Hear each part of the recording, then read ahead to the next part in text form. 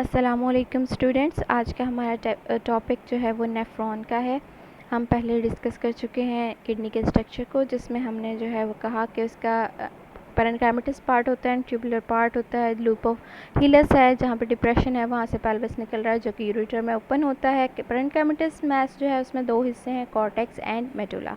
अब हमने जो है वो ये भी बात की थी कि आपके पास पैरेन्काइमेटस मैस में जो है वो ट्यूबुलर स्ट्रक्चर्स छोटे छोटे मौजूद होते हैं, उनको हम नेफ्रॉन कहते हैं। इसीलिए वो आपको कह रहा है कि what are nephrons. Nephrons are functional units of the kidney.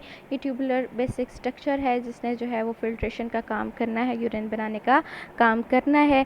इसको हम इसीलिए फंक्शनल यूनिट का नाम दे रहे हैं। और किडनी में आपके पास मिलियंस ऑफ नेफ्रॉन्स जो हैं वो मौजूद होते हैं। इस बेस पे कि आपके पास कॉर्टेक्स रीजन में मौजूद है, मेडुलर रीजन में पोजीशन है उसकी नेफ्रॉन की, उसकी बेस पे जो है वो हमारे पास नेफ्रॉन की टाइप्स हैं दो। आपके पास ऐसा नेफ्रॉन जो कॉर्टेक्स वाले रीजन में मौजूद है, उसका जो किसी किस्म की ट्यूब्यूलर पार्ट जो है वो मेडुलर रीजन में नहीं डिप हो रहा, नहीं जा रहा, उसको हम कॉर्टिकल नेफ्रॉन का नाम देते हैं। कॉर्टिकल नेफ्रॉन आपके पास तादाद में एक किडनी में ज़्यादा होंगे। 80 to 85% आपके पास कॉर्टिकल नेफ्रॉन जो हैं वो होते हैं, जबकि आपके पास 15% जो है वो दूसरी टाइप है नेफ्रॉन की, जिसे हम जस्टा मेडुलरी कहते हैं। कॉर्टिकल नेफ्रॉन आपको नाम से ज़ाहिर हो रहा है कॉर्टेक्स वाले रीजन में मौजूद होंगे, कॉर्टेक्स से कॉर्टिकल। तो कॉर्टिकल नेफ्रॉन आपके पास कॉर्टेक्स में मौजूद हैं। दूसरे 15% जो हैं वो आपके जस्टा मेडुलरी नेफ्रॉन्स हैं। जस्टा मेडुलरी नेफ्रॉन ऐसे नेफ्रॉन हैं जो कि आपके पास कॉर्टेक्स में उसका पोर्शन मौजूद है, पर उसका एक यू शेप ट्यूब्यूल पोर्शन जो है, जिसे हम लूप ऑफ हेले कहते हैं, वो मौजूद होता है मेडुलरी रीजन के अंदर। ठीक है, तो ये आपके पास ऐसे नेफ्रॉन जो कि कॉर्टेक्स और मेडुला में दोनों में मौजूद होंगे, वो स्ट्रक्चर नेफ्रॉन का, उस नेफ्रॉन को हम जो है वो जस्टा मेडुलरी नेफ्रॉन का नाम देंगे। स्ट्रक्चर हम देखेंगे। स्ट्रक्चर में बेसिक स्ट्रक्चर जहाँ पे फिल्ट्रेशन का काम होना है, जहाँ से ब्लड की स्ट्रीम से आपके पास जो है वो वाटर आयंस वगैरह और वेस्ट ने बाहर फिल्ट्रेट आउट हो जाना है, उस पोर्शन को हम देखेंगे। उसके लिए वो कहता है कि आपके पास बेसिक जो है वो एक जाल होता है, नेटवर्क ऑफ डक्ट्स हैं, ट्यूब्यूल हैं, वहाँ पे स्ट्रक्चर आपका जो नेफ्रॉन का, पर उसमें जो है वो पहला जो हिस्सा है वो आपके पास एक कैप्सूल की फॉर्म में होता है। उस कैप्सूल या कप शेप कैविटी की फॉर्म में होता है। उस कैप्सूल को हम बोमन्स कैप्सूल कहते हैं, जबकि उसके अंदर आपके पास एक जाल होगा कैपिलरीज़ का।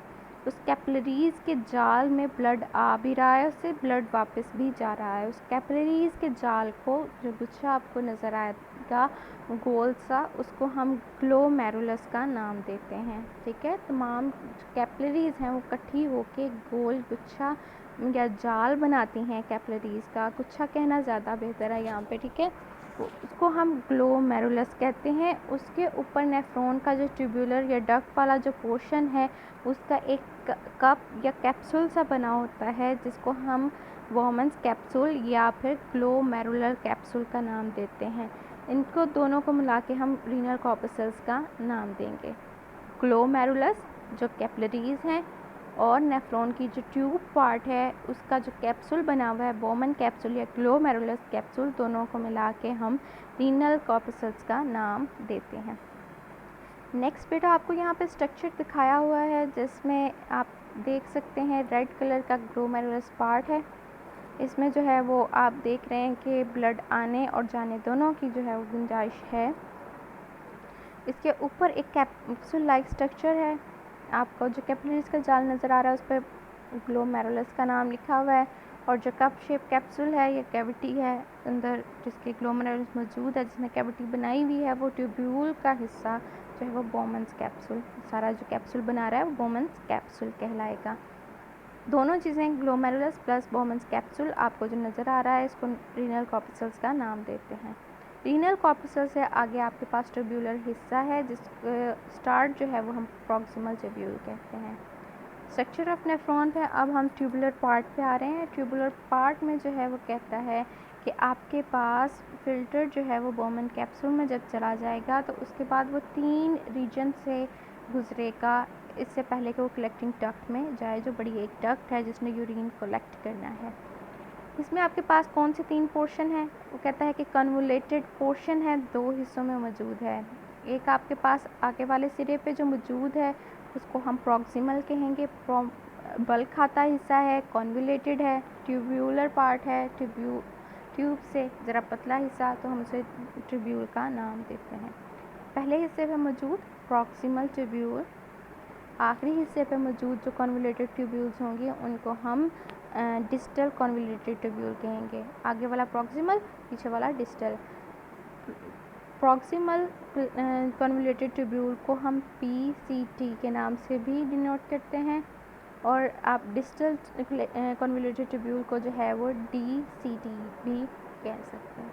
इन दोनों कन्वोलेटेड ट्यूब्यूल्स के अंदर, दोनों बल्खाती जो ट्यूब्यूल्स हैं उनके दरमियान में, दोनों के बीच में एक चीज़ है जो कि यू शेप स्ट्रक्चर बना रहा है। ट्यूब्यूल जो है वो एक यू शेप स्ट्रक्चर बना रहा है।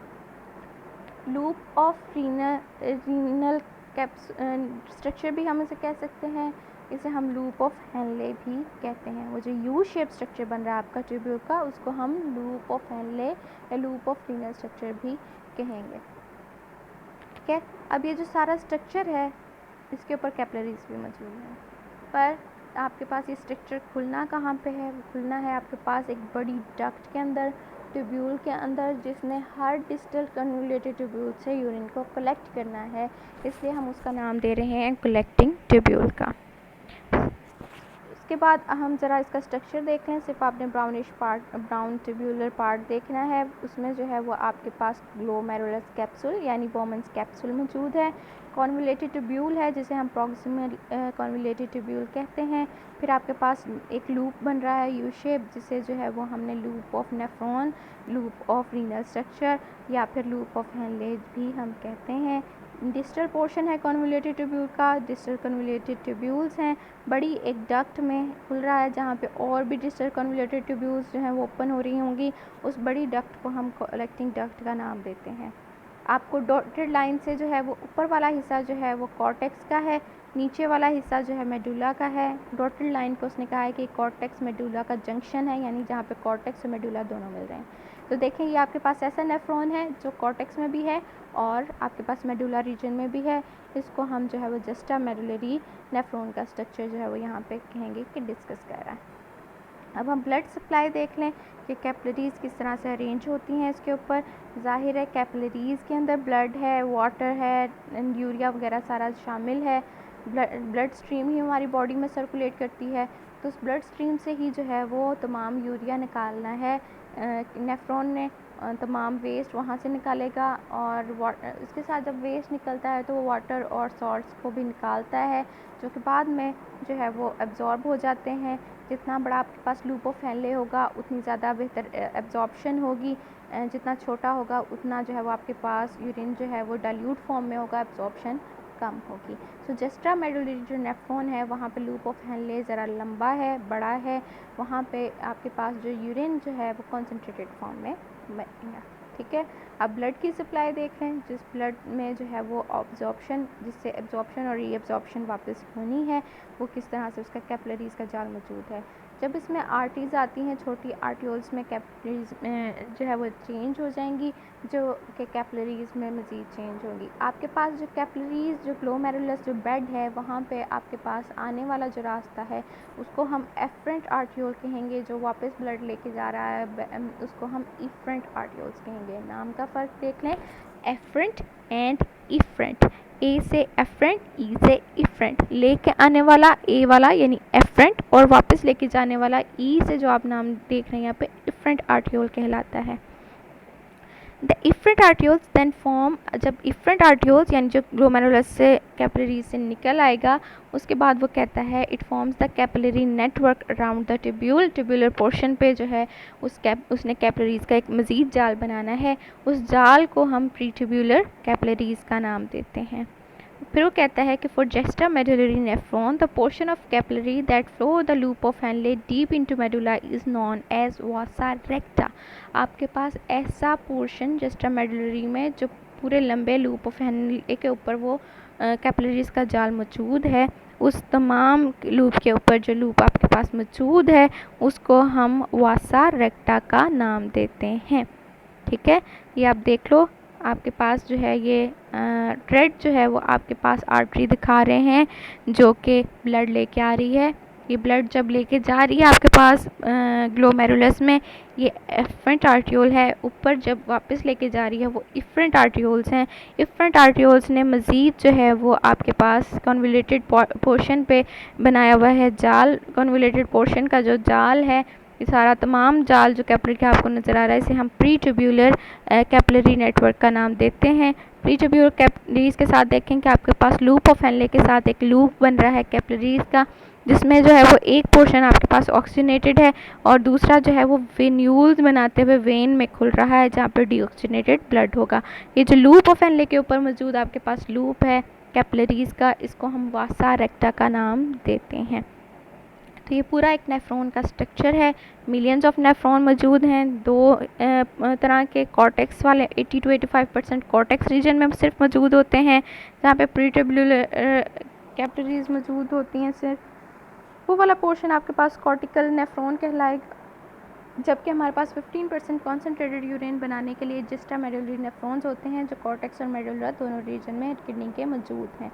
उनके ऊपर जो है वो एक मज़ीद ज़्यादा बिखरा हुआ जाल है, एक लूप ऑफ हेनले के साथ लूप बनाता हुआ जो है वो वासा रेक्टा भी मौजूद है।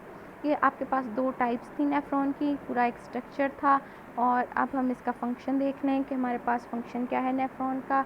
तो हमने जो है अभी बात करते करते दो तो हमने डिस्कस कर दिए कि एक उसने फ़िल्ट्रेशन करनी है, एक उसने रीएब्जॉर्प्शन कर लेनी है।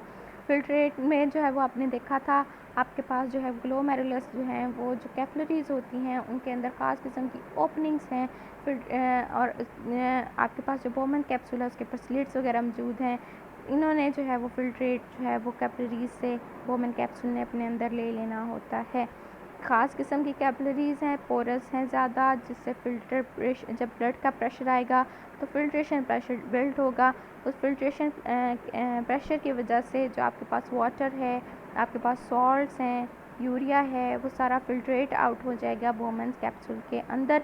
उस फ़िल्ट्रेट को हम ग्लोमेरुलर फ़िल्ट्रेट का नाम देंगे। जो फ़िल्टर होकर निकली हुई चीज़ है बोमन कैप्सूल के अंदर आई है, उसे ग्लोमेरुलर फ़िल्ट्रेट का नाम देंगे। इसमें वो कहते हैं बहुत सारे सब्सटेंस हैं, अमाइनो एसिड्स भी हो सकते हैं, ग्लूकोज भी हैं, साल्ट भी हैं, एक्वस सोल्यूशन में यानी वाटर भी होगा साथ, इसके अंदर वेस्ट प्रोडक्ट्स वगैरह भी सारे होंगे। रीअब्सॉर्प्शन आपके पास होगी, वो कहता है कि आपके पास जो ग्लोमेरुलर फ़िल्ट्रेट आया है उसकी नेफ्रॉन के अंदर रीअब्सॉर्प्शन भी होनी है। थोड़ा रीअब्सॉर्ब आपके पास प्रॉक्सिमल ट्यूब्यूल में हो जाएगा और फिर ज़्यादातर आपके पास सिर्फ वहाँ पे जो है वो ट्यूब्यूल के अंदर जो है नाइट्रोजनस वेस्ट होंगे।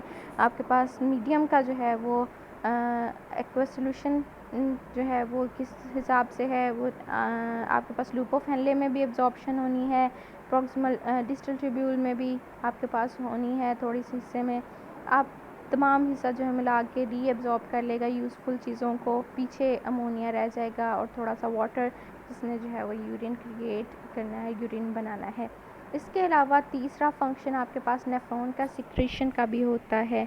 आपके पास एपिथेलियम अंदर वाली जो ट्यूबुलर की जो स्किन लेयर है या ट्यूब बनाने वाला जो हिस्सा है वो आपके पास ल्यूमन यानी कि अंदर वाली जो उसकी कैविटी है ट्यूब्यूल की, उसके अंदर सिक्रीशन डालती है किसकी, हाइड्रोजन आयन को जो है वेरी सिलेक्टिव, वो सिक्रीशन में बहुत सिलेक्टिव है। ज़्यादातर हाइड्रोजन आयन जो हैं वो सिक्रीट करती है ये ट्यूब्यूल ल्यूमन के अंदर। क्योंकि ताकि आपके पास पीएच वैल्यू जो है वो फ़िल्ट्रेट की जो है वो बैलेंस रहे, पीएच वैल्यू में फ़र्क ना आए, क्योंकि यहाँ पे सॉल्ट्स ने जो है वो होना भी आपके पास सॉल्ट्स वगैरह मौजूद भी होंगे, आपके पास ग्लूकोज भी मौजूद होगा और इनकी रीअब्जॉर्प्शन भी होनी है, तो पीएच का चेंज आ सकता है। उस पीएच को बैलेंस करने के लिए आपके पास हाइड्रोजन आयन की कंसंट्रेशन जो है वो सिक्रीशन के ज़रिए से नेफ्रॉन से कंट्रोल करता रहता है। तो ये आपका लेक्चर था नेफ्रॉन का, जिसमें आपने नेफ्रॉन की डेफिनेशन देखी, नेफ्रॉन का स्ट्रक्चर देखा, नेफ्रॉन में ब्लड सप्लाई कैसी है वो देखा, डायग्राम आपने साथ ड्रॉ करनी है, ड्रॉ करके दिखाना है, डायग्राम आपने देखी है। उसके बाद हमने इसका फंक्शन जो है वो उसको डिस्कस किया है। नेफ्रॉन आपको एक लेंथी क्वेश्चन के तौर पे भी आ सकता है। स्ट्रक्चर ऑफ नेफ्रॉन आपको पूछेंगे जिसमें आपने तमाम चीज़ें जो हैं वो डिस्कस कर देनी हैं।